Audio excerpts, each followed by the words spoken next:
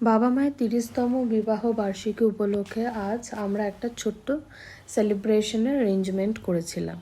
একটা কেক আনিয়েছিলাম, কারণ ওরা নিজেরা বিবাহবার্ষিকীর দিন কেক কাটেনি। আসলে ওদের বিবাহবার্ষিকীটা ছিল 4th মে, কিন্তু আজ প্রায় বলতে গেলে 1 মাস বাদে আমরা সেলিব্রেট করছি।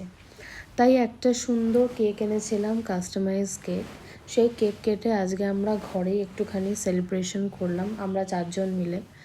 আর এখন দেখো একদম আমরা রেডি হয়েই অনুষ্ঠানটা করলাম, কারণ আজকে প্ল্যান ছিল কেক কাটিং পরে আমরা লাঞ্চ করতে যাবো।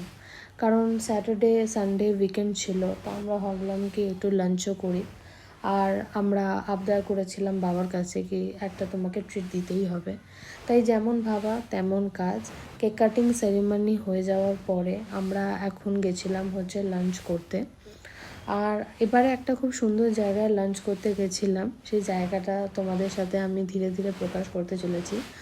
আর বেকিংগোর এই কেকটা কিন্তু খুব সুন্দর ছিল, একদম কাস্টমাইজ পার্সোনালাইজড কেক। আর আমরা আজকে চলে এসেছিলাম ভূতের রাজা দিল বর কোরমঙ্গলা ব্রাঞ্চে। এতদিন এটা কলকাতাতেই ছিল, কলকাতা চন্দ্রনগরে, কিন্তু ব্যাঙ্গালোরে ফার্স্ট টাইম খোলার পর থেকে আমি একদম টার্গেট রেখেছিলাম কি এখানেই খেতে যাব। সেই জন্য একদম আমরা তাড়াতাড়ি লাঞ্চ টাইমে চলে গেছিলাম। আর দেখো এখনও 1 মাসও হয়নি, 15th জুন এলে ওদের 1 মাস হবে এই আউটলেটটা, একদম নিউলি ডেকোরেটেড। আর এই যে জায়গাটা দেখছো, এটা শুন্ডি রাজার দরবার, নিচে ছিল ভূতের রাজার দরবার, কিন্তু আমরা ওপরটাই প্রেফার করলাম। আর এখানে পার্কিংয়ের ক্ষেত্রে আমি একটা কথা তোমাদের মেনশন করবো, সেটা হলো এখানে কিন্তু ফার্স্ট কাম ফার্স্ট সার্ভ, সুতরাং পার্কিংয়ে কিন্তু একটু প্রবলেম আছে। আর এখন দেখো গৌরব আর বাবা হাতে হাতে তালি দিচ্ছে। আর সেই ভূতের রাজা দিল বরে বিখ্যাত ডায়লগটা বলার পরে আমাদের খাবার চলে এসছে। আমরা এখানে নিয়েছিলাম গুপির থালি, বাঘার থালি এবং হীরক রাজার থালি।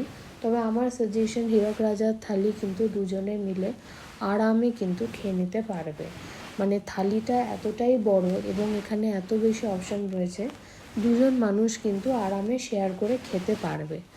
তো overall ambience 10 on 10, food quality 10 on 10। আমি আগেও কলকাতায় খেয়েছি, কিন্তু ব্যাঙ্গালোর ব্রাঞ্চটাও আমার ততটাই ভালো লেগেছে, আমি আবার যাব অকেশনালি। আর এটাই বলার ছিল, আজকের দিনটা খুব সুন্দরভাবে কাটলো। এর সাথে আজকের ব্লগ এখানেই শেষ করছি। তোমাদের সঙ্গে দেখা হবে আবার পরবর্তী ব্লগে। Stay tuned.